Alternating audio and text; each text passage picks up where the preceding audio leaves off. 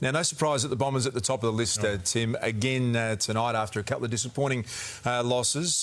Feels like there's a bit of pressure, Mick, building at Bomberland a couple of rounds in. Yeah, I reckon they were shell-shocked. They are shell-shocked down there. They fully expected to win that game on Saturday, to the extent that an email was sent out to the high-end, the wealthiest supporters of the club, the Essendonians, a few days before the game, asking for some help to help fund their new facility out there at Tullamarine, which they're expanding, and it just hasn't gone down that well. You know, you had the supporters booing around at quarter time in round 2. That's pretty early. So I just think that there's a bit of angst already amongst the Essendon supporters, and when it's the guys with the cash, they can be interesting. Well, that would have been disappointing, like all Essendon supporters, and that group of people that you're talking about, I mean, they've all been really generous with their money over a long period of time. It's not the time to approach people to put their hand in the pocket when you see what is going on out there on the field at the moment. Do they have real influence, big money-paying supporters these days, or is that a thing of the past? Well, at Essendon's it's always been a curious thing, because the Essendonians, sort of the club,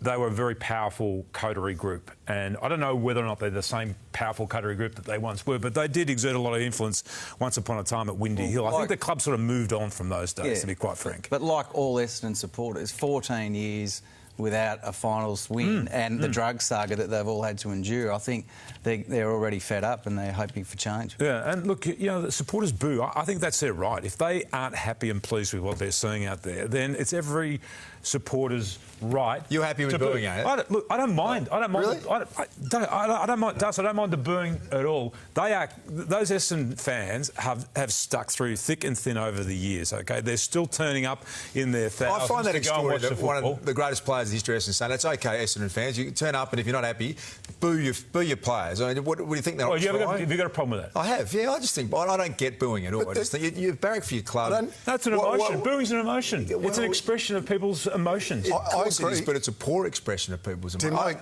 I agree. I agree that they've stuck through thick and thin. There's no doubt about that. The Bombers supporters have been fantastic, but there's expectation about this team this year. There was, yeah. Clearly, they haven't lived up anywhere near what we all thought. We all thought, as so-called experts, thought that they would deliver at the start of this year, and clearly they haven't even got close to that. That's not 100% right. And, you know, the pressure builds internally when you lose games. John Worsfold there is a battle-wearied old coach. I mean, you remember his days at the West Coast Eagles, Michael, and, you know, they went through some pretty tough times there, and he stood his ground, he stayed the course, and the expectation now for all Essendon people is that he'll pull the right levers and he'll get this right.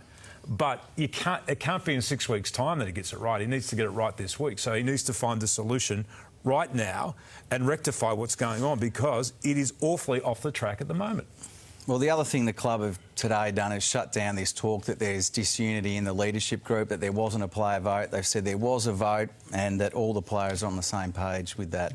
So, do you agree, or do you believe that's the case? Well, I think there was a vote, but there was also then the coaching panel had their say. And this is a group right now that's bereft of all confidence. I mean, you had players on the weekend, Tim. You had players actually running off the ground when the ball was sitting on the boundary line, and they're running directly past the ball to get off the ground. Now, we know that there's no runners at the moment. I have a look at this. You don't need a runner to tell you to get the ball. This is just laughable. I mean, there's two guys there that just run off the ground while the ball's sitting there. St Kilda run away with the footy.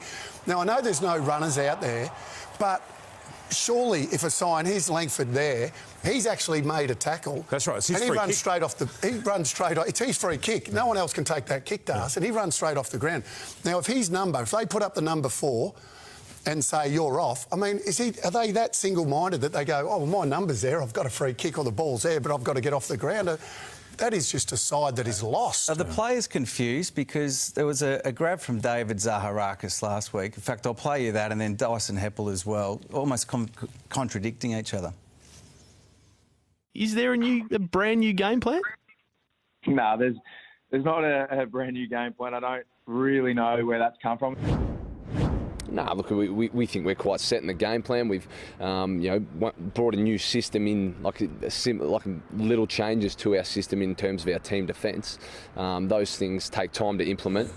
Tim, are you surprised to hear David Zaharakis say that there's been no change to the game plan? Well, I think that he was saying there's no change to the game plan. It's a little bit confusing because Ben Rutten came to the club. He brought what they were doing at Richmond to the club. Michael Hurley spoke about this during the pre-season, that there was a change and we are learning a new way of defending.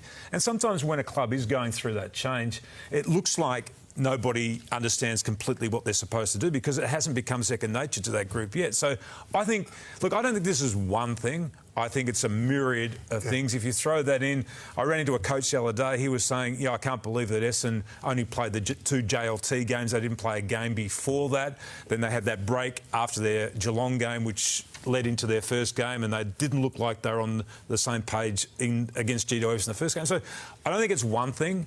I think it's all those things combined. And the problem is, we're 2 rounds into the season already. They've lost 2 games.